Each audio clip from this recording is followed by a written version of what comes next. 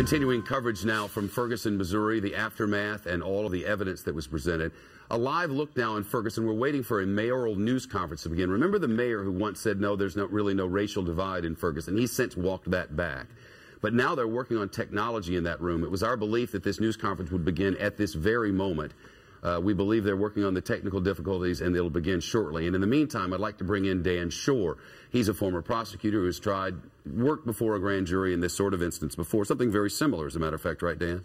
Right. I've handled investigations into officer-involved shootings in New York City. It's a different kind of grand jury presentation than the normal crime where you know there's a crime and you're going to prove that first in the grand jury for the probable cause standard and then later, hopefully, at trial beyond a reasonable doubt. For instance, somebody has been shot and is dead in the street, and you know that there's a criminal out there somewhere. You're trying to find that criminal. In this case, you don't know if this was justified or if this was a murder, and you're trying to find that out. We know here that Michael Brown was shot and killed by Officer Wilson. The question is, was the shooting justified or not?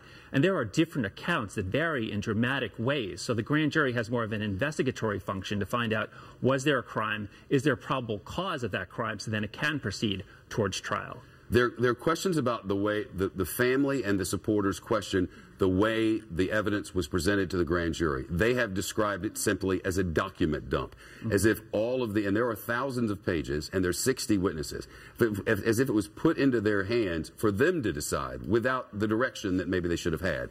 Your sense of it? There's two separate issues here. One is, should the grand jury have heard all the evidence, which they usually don't in a normal grand jury presentation, but should they have heard everything here? And the second issue is, was it presented in a fair way?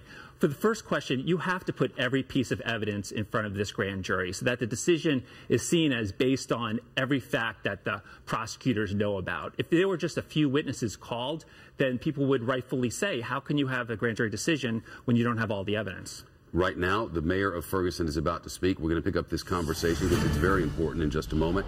Now the Ferguson mayor, and this is live from Ferguson this afternoon. One of the complaints, Dan Schorr, who is still with us, who has prosecuted this sort of matter before or been involved with grand jury systems, is that this police officer spoke and gave an account of what happened that night. And among the other things, he said that he didn't want to use his mace.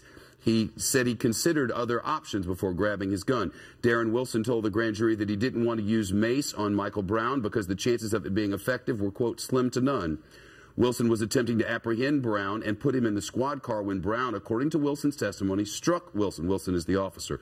Quoting now, after he did that, the next thing I remember is, how do I get this guy away from me, according to the police officer? What do I do not to get beaten inside my car?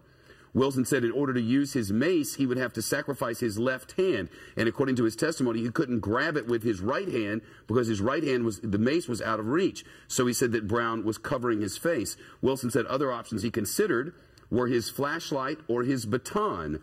But because he and Brown were at such close proximity, he didn't feel either option would be effective. Quoting now, so the only other option I thought was my gun, Wilson testified. I drew my gun. I said, get back or I'm going to shoot me. He immediately grabs my gun and says, you're too much of a blank to shoot me. And Wilson said, I don't normally carry a taser. In his testimony to the grand jury, Ferguson police officer Darren Wilson said he doesn't typically carry a taser on him. Quoting, we only have a select amount, Wilson testified.